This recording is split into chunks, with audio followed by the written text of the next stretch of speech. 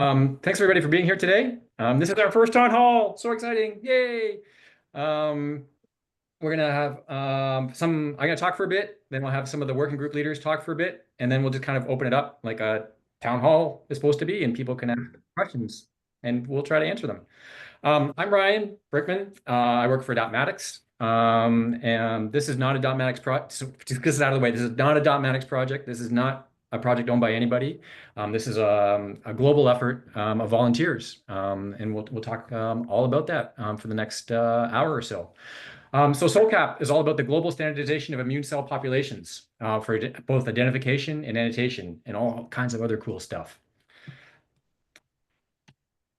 So the problem is in flow cytometry is you probably well know, everyone gates things differently. Okay, this is a bunch of plots. I just went to Google, and it's like Google's CD56, CD16, grabbed a whole bunch of images, the same plots. I don't know how people got here, but we're assuming they're going down the same pathway. Though I'm not sure with what's going on with the guy in the top row, third column, because he's got no events in that bottom left gate. Everyone's getting this plot differently, and everyone's giving different names to the same things. So that sucks. It just sucks. Why does that suck so much? Well, if it didn't have this problem, then we could find data because we'd all be using the same names for it. We could interoperate between data because there's no way we can take these different data sets and put them together because, well, it's not even the same thing because they're gating it differently. Even if we kind of align the names, they're pointing to different things. And that doesn't allow us to reuse data. And I guess, everyone's talking about AI and ML nowadays. Well, we can't really do machine learning on flow cytometry data because the data is inconsistently annotated and it's all analyzed differently. So we can't aggregate data sets. And that sucks because everyone wants to do AI and ML nowadays. From the other standpoint, if people did annotate and analyze things differently, this would certainly improve regulatory compliance. The design and review of clinical trials would be mediated. If everyone talked about NK cells in the same way with the same gating strategies, makes understanding what people are talking about much easier rather than have to flip through trying to figure out what they're doing and then you're disagreeing with them. And also improve the reproducibility across studies. Just think of what we could do if we could globally collate all the data on adult humans and it's all annotated on the same way. And we can get, global reference ranges rather than reference ranges that are really panel specific. And, think of the children, right? Having consistent education would be really great. And so, just think of what a mess the world would be if doctors, when they looked at x-rays, had different names for the bones, right? That would kind of suck. And that's kind of how we are in flow cytometry. We got all these different names for the same cell populations, and we're looking at them in different ways. So how can we solve this? Well, that's really the objective of the SOULCAP initiative. We're going to have a globally standardized nomenclature. We're going to have open, validated bioinformatics tools that will automate both the identification and the labeling of cell populations. And that labeling is linked to ontologies, and that's going to be really awesome. We'll talk a bit more about that later. We're working with the vendors so that we're not going to be in the business of designing panels, but by working with the reagent manufacturers, the idea is, everyone can have a poster from BioLegend or Beckman or BD or any of the vendors, and this would be their reagent panel. But they would talk about with this gating hierarchy. Now this is this cell population. Everyone would be using the same terms because we were using the same. It is they'll be using the same CD marker pairs and gating hierarchies to get to that same population. But we're not going to take them how to make the panel. So if you want a 30 color panel or a 500 color panel, that's great. You mix and match the markers how you want. But with these markers, use these names. In the same way, we're working with all the commercial vendors. The idea is everybody who's using FlowJo or FCS Express or Cellcarta, everybody gets a button, and that button on their software, and it's going to be called label. And you push that button, and it's all going to work off that same master map. And so you push that and the label is going to show up and it's going to be consistent across all these different software tools. That's going to be nice. Also an easy way to help foster adoption. We're engaging with the societies, the editorial boards and agencies to make this happen. And for all of you out there who are South Park underwear gnomes fans, we're not, the mystery step is not to go for profit. The mystery step is a not-for-profit organization that we hope to transition to down the road. to make sure this continues. And the idea for this whole endeavor is it's run under the auspices of the five major societies. So the first thing that we did is we reached out to leaders of ISAC, IUIS, ESCA, ICCS, and Focus, saying if we build this, will you come? And all the leadership is like, this seems like a good idea. And so this initiative is being run under the auspices of the society. Again, so it's not owned by any particular entity. You know, companies come and go, individuals come and go. By putting it under, you know, these societies who've been around since flow cytometry essentially started, we hope to have a continuation of this effort by having that advisory board. And we've also reached out to, you know, a lot of organizations as well.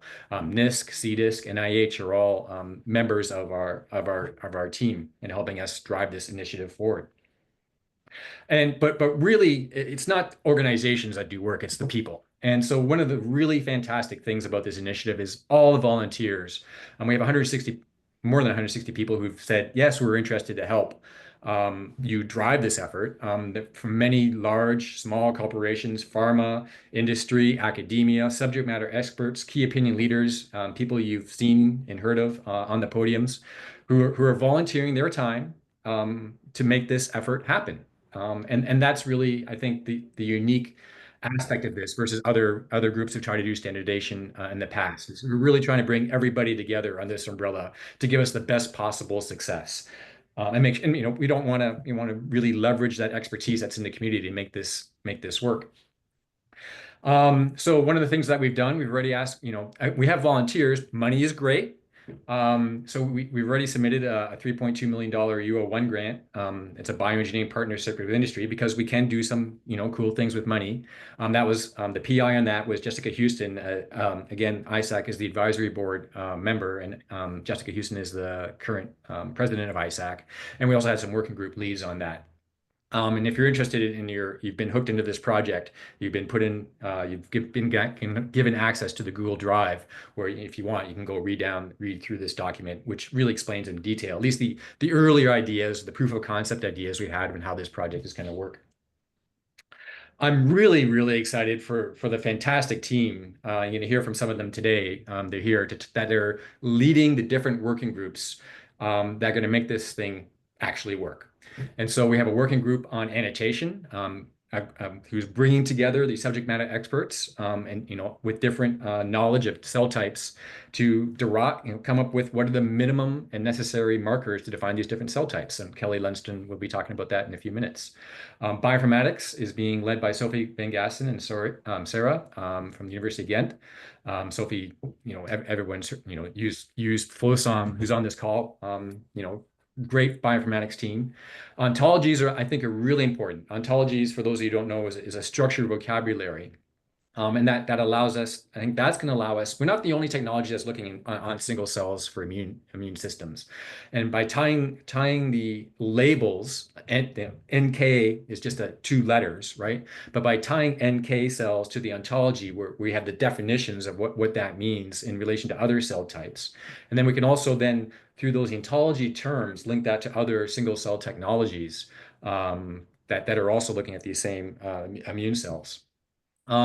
We have a team that's working or will be working with the reagent manufacturers to make sure that the reagents are fit for purpose. Again, so that, you know, whatever that they can actually, you know, this reagent panel can identify NK cells, and we'll give them a little gold star or certification that this panel will find the right populations with the right names. And the reagent manufacturers are very interested in enabling this for all the reasons I talked about earlier. Outreach is really important. Nobody would be here if we didn't have a way to get you all together. And we have Camila will be talking about some of the outreach efforts. And Gotsi Bodnowski and Brian Willey are helping with the project management team and, you know, thinking about how we can maintain and keep this project going for the long term, so that when we're all dead, people are still using the same terms. It's kind of grim. So I'll first turn it over to Kelly Lunston, who's going to talk about the annotation group. And Kelly, just tell me when you want me to go to the next slide. Okay. I'll go over You the can next. go to the next slide. Okay, so everything starts with the annotation side of things. So this is probably the part of the endeavor that's probably involves the most biologists until we get to the back end of validation. So to start out, the number one kind of focus for what we're doing right now is to define, I'm going to still call them definitive. We could call them essential cell surface markers as well. Depends what kind of terminology we want to use, but basically the least number of markers that it takes to define a particular cell subset. And we're doing it specifically for immunological cell subsets in adult peripheral blood. So when we make those restrictions on what we're looking for, we're trying to be as comprehensive as possible. What we know to be sure, the whole reason why an endeavor like this exists is that when we were working with kind of more limited technologies, we were taking a lot of shortcuts. And a lot of the populations that we would have downstream were heavily contaminated because we didn't restrict kind of the components throughout the process. And if you then took those cells, took them downstream to some functional output, you don't know how that contamination might have been impacting the function. So what we're looking for is to be comprehensive but flexible and adaptable. I think that could have made that the title of the slide, actually. Comprehensive, adaptable, flexible, because that's what we want. We don't want to make a completely rigid structure where you have to follow something to the letter. The only thing that we're making people kind of have to follow to the letter are the combinations of markers and a performance standard. So all of this work is leading towards an idea that there is a range of performance that should be acceptable. And if we are outside of that range of performance, that is not acceptable and there is a better way. Maybe it's reducing the number of components to a panel in order to achieve that performance standard. But that's kind of, where we're at, creating internal consistency so that we can rely upon the data that we do have. So the basic criteria is that the final subset from the string must be entirely uncontaminated. I'll give you an example of that in the next slide. And that the cell subset currently must not be disputed. And I'm talking about the cell subset. We might know that a subset exists and still there might be a combination of markers where we haven't quite pinpointed what the right markers are. And that's part of what we're trying to inform. We don't, at this stage of the program, we aren't going to even include something that's disputed because we don't know until everyone kind of has agreed upon it. It's cool for it to still be in a work in progress. So one of the challenges to annotation was that if you are, say, a monocyte researcher, you might have, 6 other markers that you regularly employ, but they are not the definitive phenotype. They're just the interesting markers that you use when you explore monocyte applications. And what we're looking for is really just that phenotype. So for example, you'll see that there aren't a ton of activation markers because that more describes the state of the cell than it does the subset of the cell. Sometimes it can go both ways and we take that into account, but generally we're not engaging a lot of immune checkpoint markers, for example. Anyways, point is, it's a subset that we can agree exists. And then around that, we can start to describe it. So another element of the annotation team that we're working towards right now is the consensus building element of it. People on our team, they are subject matter experts. Not everyone, I'm not. And I'm leading this effort, but we will engage subject matter experts that we find, and they also are included on our team. And we need to have everyone at least agreeing that the subsets that we've included are the ones that are most relevant or most real. And then eventually through the Delphi process that Ryan likes to talk about, we're going to get everybody to just generally agree that what we have is correct. And then fourth, validation is actually split into 2 things. Right now, up front, we need the empirical validation that our marker combinations are the correct ones so that we can create the feedback loop to make corrections to the marker combinations that we have. That we have a small set of people who are able to engage in that kind of validation, but we are looking for more. So The QR code here is just to get you into the annotation document. What I've noticed is a lot of people are following the annotation document who aren't actively engaged in the annotation group. That's fine as well. Feel free, it's an open source thing. But we really do need people that want to actually do the work, to be really engaged in finding those SMEs and that sort of thing. So there's a sign up sheet on the next few slides. So next slide. Okay, so here's an example. So there are a bunch of different types of unconventional T cells along with conventional T cells. We think of T cells as just being CD45, CD3, CD4 by 8, XYZ. And here's an instance where when we're looking at the annotation string, if what we're looking for as an end goal is TCR gamma delta or mate cells or iNKT cells, we don't need a lot of dump channels. We don't need to dump a lot of markers in order to get to that end result because they don't contaminate each other. If I'm using the appropriate markers for a TCR gamma delta or the TCR V alpha 24 JA 18 or TCR V alpha 7.2, if we're using these functional markers for each of those subsets, then we're not seeing a lot of conventional T cell contamination. So click again. So to kind of finish off that top row though, so for example, with mates, there are, besides just that one marker, it does require CD161 in order to really selectively gate for only that population. So what we know from this instance is that, yeah, we're not seeing a lot of conventional contamination, but there might be multiple markers that get us to the correct subset.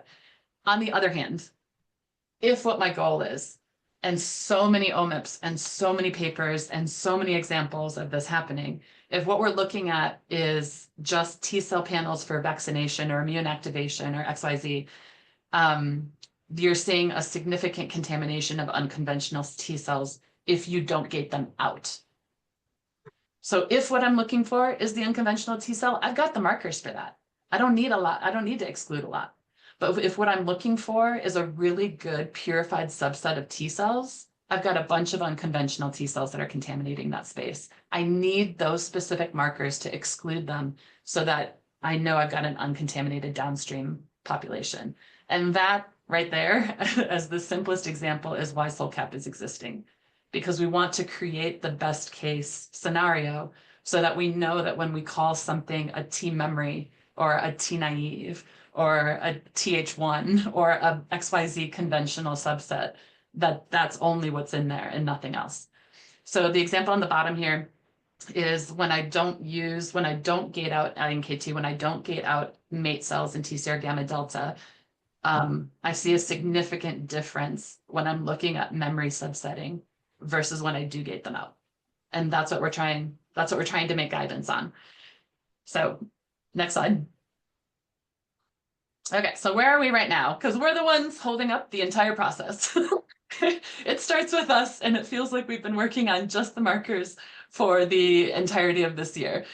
And honestly, join the team, make it go faster, add your expertise. That's what we're looking for. So honestly, it has felt like we have been almost done with the marker combinations for a while. I think we're just ever faster, ever more getting there. So I call it complete-ish. I do think that we can start looking for data that's publicly available based on the marker combinations that we currently have in order to start to inform the bioinformatics process. That has definitely been a challenge. We have started to reach out to vendors because my small team is ready to start doing some of the empirical validation that will give the bioinformatics team the appropriate sets of markers. So stuff that we are in control of and we know it's going to be good for you. So far, we have an absolute kind of yes from Beckman Coulter, BioLegend, BioRed, and Thermo Fisher. I think we'll get BD on board as well, but that kind of remains to be seen. But that requires MTAs. It's not quite as simple or as fast as you might hope that it would be. In the meantime, some of us have resources that we can get our own reagents to do the testing. Our employer pays for it. But it would be definitely more helpful if we had some support there. So there's two different ways that the vendors can support us. The first, I've been I've been doing applications for my entire career, and I know the value of the internal applications teams at each of these companies. They are absolutely invaluable. So we're asking them to kind of take some of the marker strings that we have and create their own panels using their own instruments, their own reagents, XYZ. So These are. hey, Melissa, can you put yourself on mute? I'm not sure if she hears me. So then also we're asking for that reagent support where they can actually send us the free reagent to build their own panels. So we're getting started on that. And then where we're at in general is that QR code right there. If you are a biologist and this interests you, please sign up for, to participate on one of the subgroups. As an annotation team, we're not really going to have meetings as an annotation team because it just isn't relevant. We need to talk about very specific things like which SMEs or subject matter experts we're going to engage to get consensus. So if you're interested, sign up on one of these in order to be more actively involved in doing the work of the annotation team. So right now what we're doing is looking over the lit that we've gotten markers from, identifying the subject matter experts that we can reach out to, and also starting to try to get different public data sets that the annotation team can look at and say, yes, this meets a certain standard that I have for how this population should look.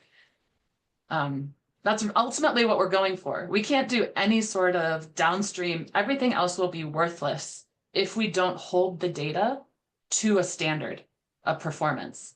Then every 50 color panel that comes along with super poor resolution and absolutely, we have to separate out that kind of chaff from what we're looking for, which is reproducibility. So we have to engage those subject matter experts to build consensus and finalize the markers. But one of the questions that always comes up is, what about sample prep? What about clone differences? What about floor performance differences?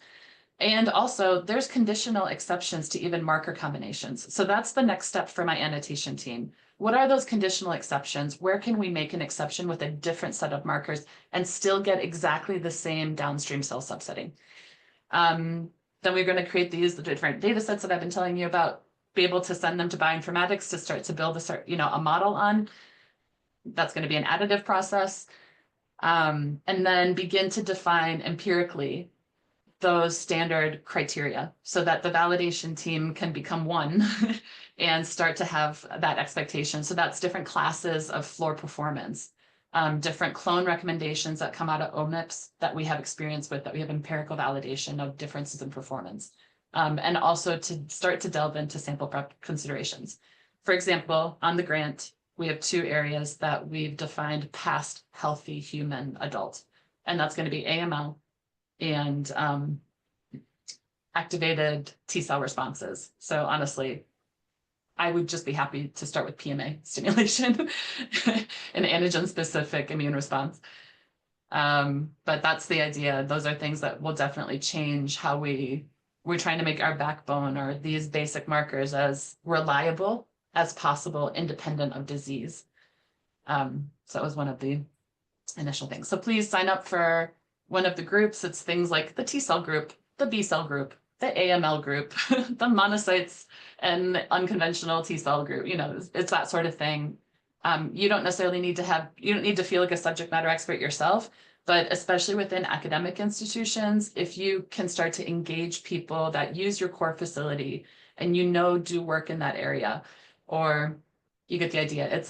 This is a consortium. We need the network, and each of you is a conduit to a network that we otherwise wouldn't have had access to.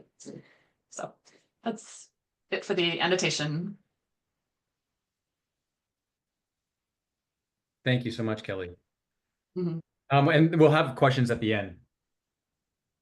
Bioinformatics group. Sophie and Sarah are both here. Right. So I'll go through this, but indeed I try to do this together with Sarah, and then there's lots of participants in the group as well who have also been heavily involved. So thanks a lot for all the volunteers contributing to this project. I think that's really the strength. I list some names here. I apologize if other people have been present in the calls. We try to meet approximately monthly. I would say that for now, we're still really trying to get some ideas together and not really code at this point from the bioinformatics point of view. So I'll just show a bit what's happening now. And then we're also very happy to have other volunteers joining who have good ideas, who have inspiration, who want to try things out on actual data and so on. That would be very welcome. Okay, so on the next slide, Alice started already with some literature exploration. I think lots can still be added there. There are a number of algorithms added. It's also just in a Google Doc that's available on the drive. So I think more people have access actually to this document and can add more methods that they think might be relevant for this project.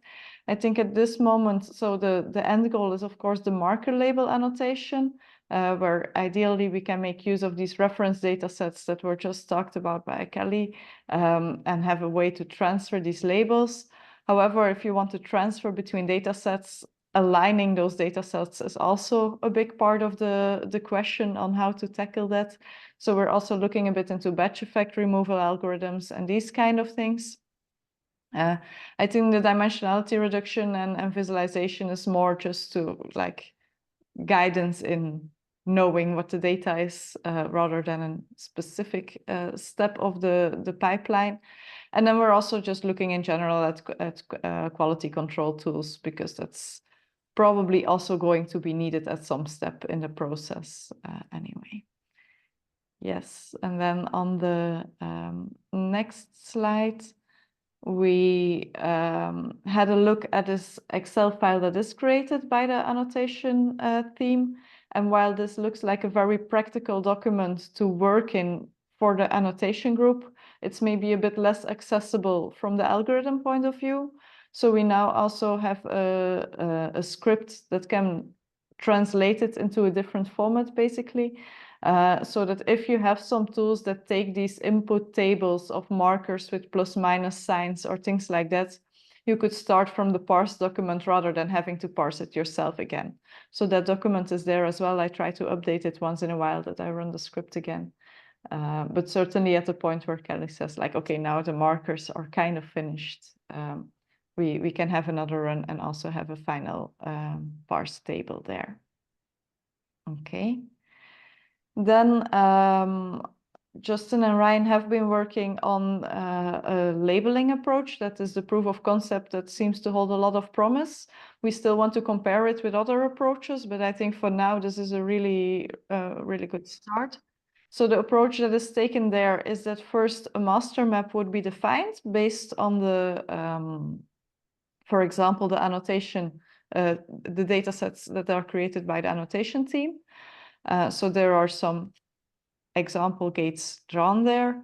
They are translated to actual spots in a kind of pixel map. So the data is binned and all of these bins are assigned to specific populations, and then also certain names are matched to it. These are for sure not the final names that should be used here on the slides, but like some names and maybe then also linked to some ontology that will probably be talked about later. And then once you have a new sample, so yeah, if there's a new input file, you can then look for each of these populations. Okay, where do they fall in this pixel map? And which score do they get for each of the populations? And so for the 5 populations you see here, you see they each got a score of the best matching population. And for some of them, like the CD4, this is maybe a very nice match.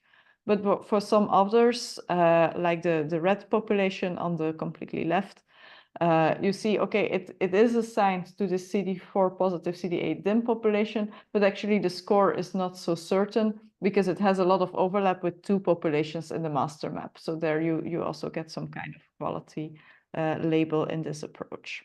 I hope I explained that correctly. Please feel free to correct me otherwise, Justin or Ryan. Otherwise, you can move on to the next slide. And that's because, of course, we say we want to compare multiple approaches. And that's nice in theory, but in practice, this also means you need metrics to compare. And very often, when we're comparing these labeling approaches, we compare just with an F1 score, looking how well it matches the manual annotation that was already done on a data set. But like Ryan so nicely introduced, that's the whole issue, that we're not so sure about trusting the manual annotation, and especially for all these data sets that are out there, they are not well aligned. How do we know what's actually going on? So we're trying to complement this with some other metrics that look also at the stability of, for example, the labels that get assigned, rather than just comparing to manual labels that we're giving to the data set up front. And one approach that you could take in the stability is, for example, by diluting your populations, just like in a simulation computer experiment where you subsample your cells and see whether things stay stable and so on. So we're also exploring different metrics there, also mainly work currently done by Justin and Ryan. And then so the main action points that are remaining or that we want to work on is collecting these evaluation data sets. So actually having some data to run things on. I think Justin and Ryan have been working on some data that we could explore some different techniques on as well. There's a lot of public data. I'm not sure how easily accessible Flow repository is, but there are potentially ways around that. And then, of course, once the data from the annotation team is coming, that would also be great. Then we're in the process from the evaluation metrics, like I already mentioned. I think that's still quite a bit of work in progress. And then the final step is, of course, actually trying multiple approaches, both for the alignment and the labeling. There are things out there in literature. There is the approach that Justin is already trying out. You can also think of some more like basic machine learning approaches, and I think it would be good to get an overview of what holds the most promise in general. And that's it for the bioinformatics part. Thank you so much. That was a great update. Alex, I believe you're here to talk about ontologies. Yes. Excellent. Thank you, Ryan, for allowing me a chance. Why don't you go ahead? Okay, so I only have a couple slides here. So SOULCAP is a wonderful project that ties in with work that I and many others have done over the last 20 years to develop the cell ontology. So the cell ontology is an ontology, obviously, about cell types. And we have worked extensively in the past on immune cell types based on past collaborations with the gene ontology, with IMPORT, with HIPSI, with the Human Cell Atlas, with HubMap, and many other groups. And I can see that the work of the annotation group is just going to be incredibly wonderful for improving the representation of immune cells in the cell ontology. At the same time, the cell ontology is working already extensively with groups that work on transcriptional data and developing methods to define cell types with both protein marker data and gene expression data. And we have added a number of new cell types in recent years based on the annotation needs for people doing single cell RNA-seq. And we've worked very closely, in particular, with HCA and HubMap groups to add new cell types, including new immune cell types, particularly tissue-specific or tissue-resident immune cell types. Our plan is to incorporate links to the flow cell signatures developed by the bioinformatics group, in addition to obviously building or revising the cell ontology to better reflect the work of the annotation group. SOULCAP is also going to benefit from a cell ontology knowledge graph that's being developed jointly by researchers at the Sanger Institute and NLM. And at the Sanger Institute, that's David Osumi-Sutherland, who's going to be a great support for us. And at NLM, that's Richard Sherman, who I've worked with Richard and David both for many years, and they're very much aligned with our work here. Now, next slide, please. So there's a couple of other ontologies that we'd like to bring into this effort. My group in the past has developed an extension of the cell ontology called the cancer cell ontology, which provides an ontological representation of leukemias, lymphomas, and myelomas based on Euroflow guidelines, using the same methodology that we used to build the cell ontology. And I think this is going to tie in again with the kind of definitions that are developed by the annotation group. My group has also developed in the past an antibody ontology, which represents antibodies and their targets, as well as antibody products. And we take in data from the antibody registry, which collects data from industry sources, and we normalize that data so that we have a single way of talking about, for instance, phycoerythrin labeling, or any combination of like allocyanin with other reagents. And the idea here is that we want to be able to represent the antibodies very precisely that are chosen, and the actual products.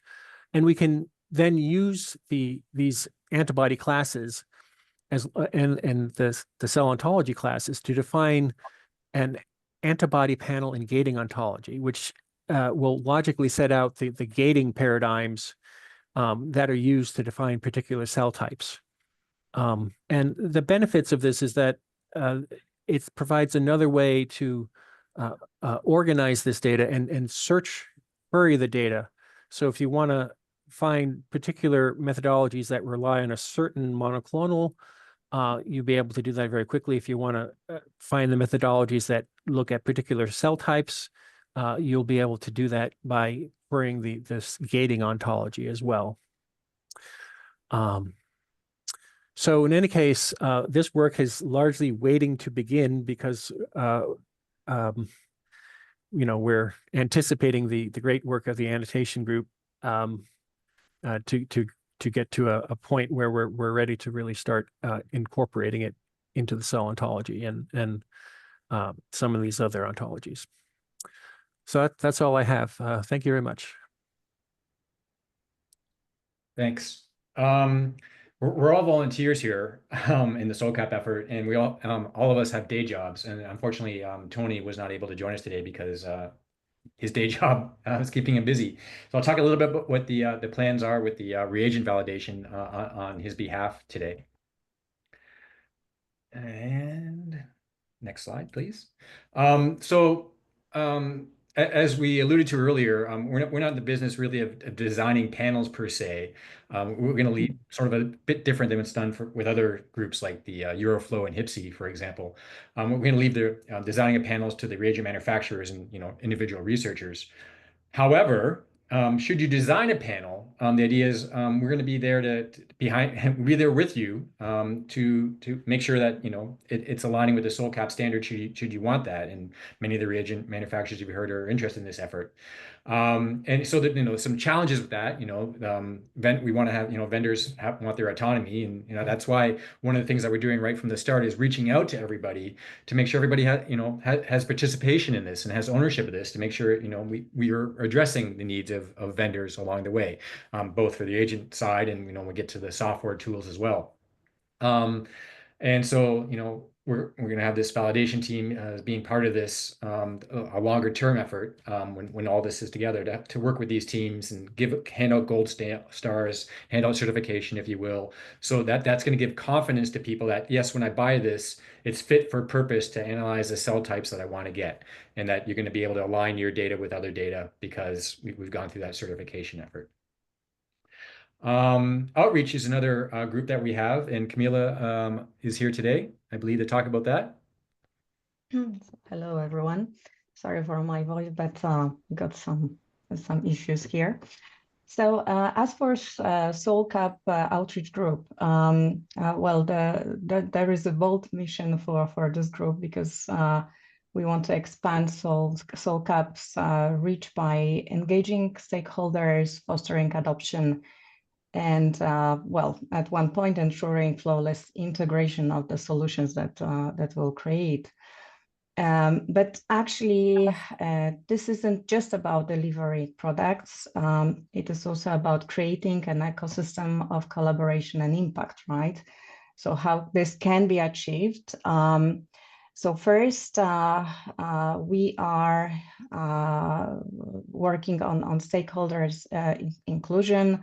So that was already mentioned by Kelly, but our goal is to reach out to the voices of the other members of this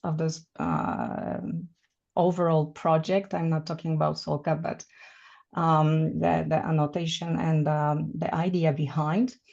Diverse communities, influencers, meaning key opinion leaders or subject matter experts, innovators.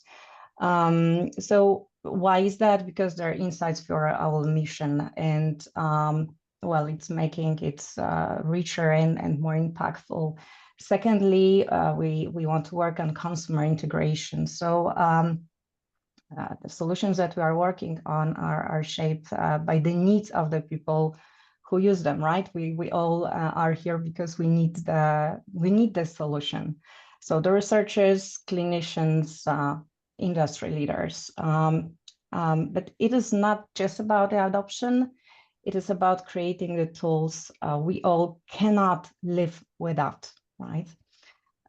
Finally, there is strategic outreach, so the partnerships, conferences, and digital platforms that are actually our stages. So we are not just building connections. We are amplifying our reach to ensure SOULCAP is everywhere it needs to be. So the next slide. Our goal is ambitious, but I guess it's clear to accelerate and sustain the adoption of SOULCAP solution. And we are defining what success looks like with clear metrics, equipping stakeholders through workshops and trainings, ideally at one point. And most importantly, as mentioned before, setting the standards for seamless integration. And meanwhile, we are differentiating ourselves in the market, I'm putting market in parentheses, building partnership and ensuring SOULCAP fits into broader industry initiatives. Next slide. So we are not just planning, but we are actually acting. We've launched already LinkedIn profile for SOULCAP and YouTube channels. We developed compelling material for the ICCS Congress. I'm talking about the poster. So thanks everyone for chipping in here. We are also helping in organizing workshops, tutorials, talks, presentations. So a good example is here, Saito. But we are not stopping there. So next up are collaborations with big players that are part of this game, as Kelly mentioned. So reagent vendors, and yeah, that's will create the feedback loops to make SOULCAP even better. So we think that overall SOULCAP, it's not just a mission. Well, it is a movement. Together we can make it better. So if you want to participate in outreach group, if you have any requests regarding outreaching, I mean, we are outreach group, we are here for that. Please let us know, and we are happy to provide you the template for presentation as well. We are happy to draft some messages and well, outreach to the people that you would like to have contact with. So yeah, let's create a future where innovation drives inclusion, impact, and success. Thank you. Thank you. And Goetze, you're here with some slides, I hope, if I let you share. I could. Please do. Sure. Sorry, Ryan, I didn't get a chance to send anything over, but this is amazing. I'm so excited and amazing work by all the other groups here um, that was shared with us. If I can find how to share my screen. Why I can't find it? Ah, there we go. Sorry. And share. Okay, maybe just quickly uh, loop back on some of the points that were made earlier. You know, the non-for-profit, the outreach, being at conferences. And by the way, can you guys see my slide? Yep. Yeah, excellent. So earlier this year, I was at a conference, the World Clinical Biomarkers Companion Diagnostics, and the only technology there that was not present was flow. And of course, coming from this world, I said, "Oh my God, what are we doing wrong? Why are we not here?" And I spoke with somebody from Roche, and I said, "Hey, you know what's going on here? Why is flow not? You know, there's nobody doing flow." And he said, "Well, we don't talk about flow at this conference. It's just too difficult." Um, and that kind of resonated back to another change earlier this year, which is the FDA final rule on lab developed test. Um, and here's how I connect that to SOULCAP, and I think we're really well positioned to influence and change how things are done in this technology. So for those of you who are not familiar, um, prior to the FDA's final rule, lab developed tests were regulated in the CLIA. Moving forward, they're going to be regulated under the in vitro diagnostics regulations. And that's going to require a lot of work. That's going to require a lot of improvements in flow when it comes to standardization, improving accuracy of assays, and reproducibility, which is everything really that SOULCAP is intending to do.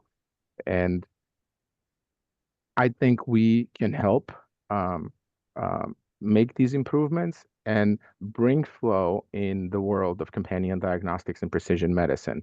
On the right, you already saw these goals that we have set for ourselves. One of the goals that I think I'm going to set for myself for next year, and what I wish today really is that we had somebody from the FDA listening to what everybody is doing and the different groups. And maybe we can make that maybe we can make that wish become a reality in 2025, because what is being done, the standardization efforts, the accuracy, the improvements, the reproducibility, the data quality is everything that FDA and precision medicine committees are aiming to achieve, and we can help them. I guess on the last note, for us to succeed and for us to make SOULCAP successful the way it's growing, we have to bring regulators on board, and we'll work with others on this team to make that happen.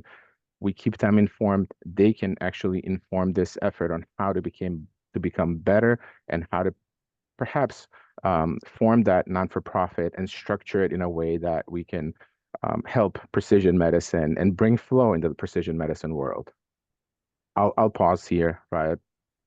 Although I could go on and on and on. Thanks, Goetze. And so really, I'd like to thank everybody who's here. I see a bunch of people who are here that are both part of SOULCAP already and a lot of new faces. And so if you're wondering what next, so a lot of the work takes place on Zoom calls, as you might imagine. There's a Slack group that is very active. Not many emails go out because there's a very large group and people doing different things. But we have these different channels in the Slack group. If you're interested in taking part, the door is open. And I just like to open up the door for any questions or concerns or ideas that the people have, because that's going to really help us drive forward is everybody's ideas on how to make this a success. Don't be shy.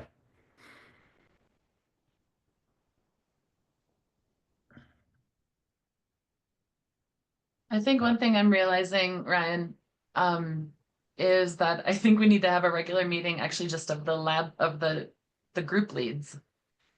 Yeah. Every group thinks they're going to be developing the panels, and that isn't really going to be the case. They all need to inform each other. Yeah. But I think As soon as we have something from the annotation group. No, you're right. It's on the agenda I that know. they're having. We are the albatross around the neck of the SOULCAP group right now, so absolutely acknowledged. I think a prettier bird, but the peacock maybe. Yeah. No, but it definitely more meetings is what we need. Well, at least communication. Like I really would suggest that anybody become part of the Slack because it's instant communication versus having to wait, which is just kind of the killer of impetus. So there's one question from Michael Leopold is for the annotation group, what is currently the quote minimal panel quote size? It actually depends on the hierarchy. So if you go to the annotation document, it should be read hierarchically. Right now, the things that are bolded, it's not perfect. It is still a work in progress.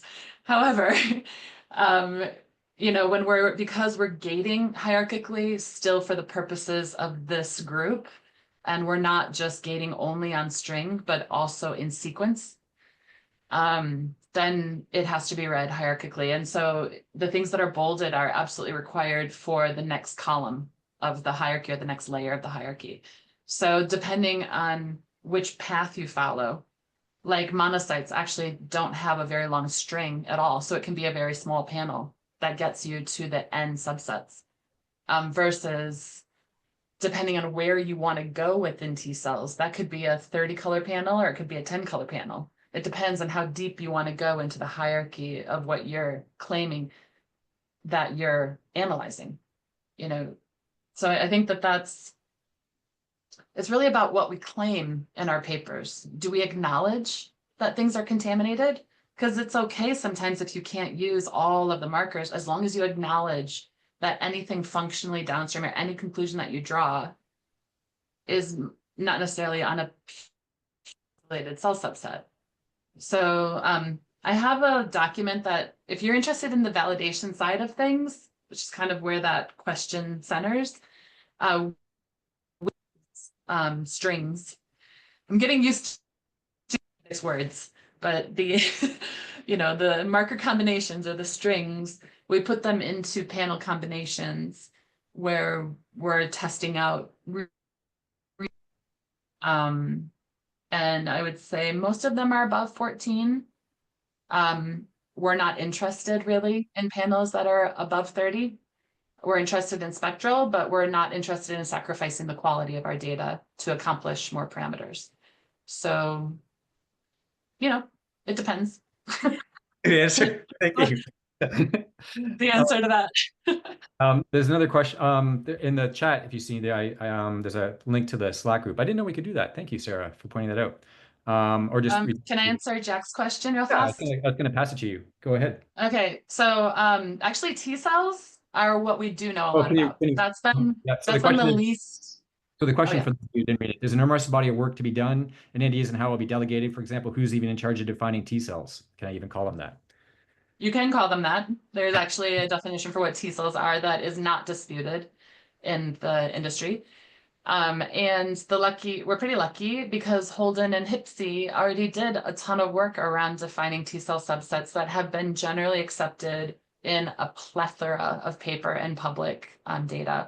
The issues with that for me are simply that they didn't remove the unconventional T cells, a lot of which only have emerged as being a definitive cell subset more recently. So if you want to become part of the team to define that, you'll be added to that team and you'll be one of the people. So you were asking specifically how is the work delegated? We as a team are delegating that work by being on one of the biology subset teams. So his question is how is this going to be delegated? Yeah, it's delegated by being on the team. You have to be a member of the team to be delegated anything. And that's like one of my biggest issues is that the annotation team has the largest number of participants because a lot of people are watching. And what I need are people who want to do. And so that's why I'm setting them into these focused subsets, because some people don't feel that they can speak to eosinophils, but they can speak to NK cells. And so we want you to be involved in the thing that you feel most confident in. And to follow up on that, we're not asking for hours of effort from anybody. It's whatever you can contribute. 5 minutes here, 10 minutes there. A sanity check. Hey, have you looked at this paper that describes this cell population that is in preprint that I'm about to submit and that defines something?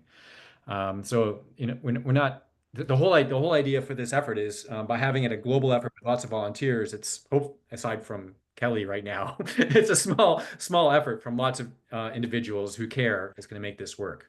So don't be scared that hey, I don't have any time. If anybody else wants to put in a question, and if not, hope to see you all in our meetings, in our Slack channel. We're gonna have more of these town halls so you can keep track. But all these, we're really at in the early stage of this work, and so it's a great time to jump in because nobody knows what the heck we're doing. And so maybe just one comment. So you should soon receive a newsletter. So we managed to issue the first one, and then we had some delay with the second one, but we promised that it will be sent like more frequently to update you on the meetings, because it's not evident for everyone, like when every group is meeting, what times, and so on and so forth. Like what are the deliverables, even the smallest one for each group. I think that this is very, very valuable thing to know. So the newsletter will come soon, so stay tuned. Thank you, and we're looking forward to that. So there's another question from Matt. Getting flow into precision medicine. I couldn't agree more that this initiative is a huge step towards that mission! Exclamation point. Thank you. Any thoughts on when SOULCAP will be able to engage current biomarker discovery and validation clinical studies in industry, and what ways do you see it? Well, the when is happening now. So you may have missed it on the slide deck, but we have the head of flow cytometry at Merck. We have Gotse here from BMS. We have AbbVie is very much involved in our efforts as well. And so, the leaders in pharma are involved in this because they see the importance of this for their own work. And as Gotse mentioned, the other way that we intend to get leverage, or not leverage, how to engage that group is through groups like CDISC. These are groups that are doing, this is groups that are doing standards that are relevant to pharma. And by integrating our efforts to these efforts, this is how we get visibility in it. And I think that one of the biggest things that I'm trying to work on is to engage as many people, get the word out that this is going on, so that when Kelly is done in a couple of weeks from now, and we put it all out there, joke, people will be like, what is this? Where did this come from? Who are these people? Why are they doing this? Because there is going to be time to get that ball rolling. And so the sooner we can get that word out that this is happening, be involved, be a part of it, the better chance that it's not going to be 3 years, 4 years, 5 years after the paper comes out or whatever, that people actually finally figure out this is going on. So tell your friends, tell your family. The door is open for anybody who wants to participate and make this happen, get us there faster. Maybe one important point is, like, if you are going to some kind of congress that could be potential networking even for SOULCAP, don't hesitate to apply also with the abstract that we have ready for such occasion, because any opportunity is good to get more leads, get more people in the project. And sometimes these people are coming from absolutely different fields than flow cytometry, as we know. So don't hesitate also to contact us for that. Okay. Yeah, I know we're running out of time, but I was going to add something to what Ryan said. As soon as we can show value, and we will show value with this effort, there's going to be engagement. The way this is structured, how comprehensive it is, and again, I'm going to go back to that. Bring the regulators on board, industry, vendors, reagents, service providers will work with and can use the services from SOULCAP. Yeah, I think we're at the stage now that if we build it, people will come. Everyone is, I think people get it now, and I don't think that was always the case.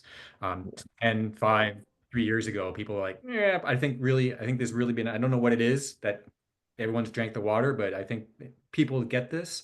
It's going to happen. So we just- Ryan, can I say something really fast? It's because it's not just, I mean, we have a lot of pharma-centric conversation here. Standardization is for everyone. If Yeah. we're not doing this at the basic level, let alone getting people to implement it in a fit for purpose manner, we just need to start at the beginning. It's relevant to everyone, and we shouldn't get so laden down into the fit for purpose that we don't forget that.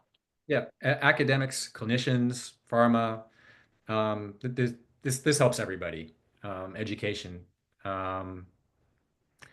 With that, hope to see you guys on the Slack channel. Join us. Jump in, the water's warm. Thank you very much for being here today. Thank you. Thank you, everybody. Thank you for Bye. organizing the town Bye. hall, Ryan. Thank Pleasure. you. This was great. Bye-bye.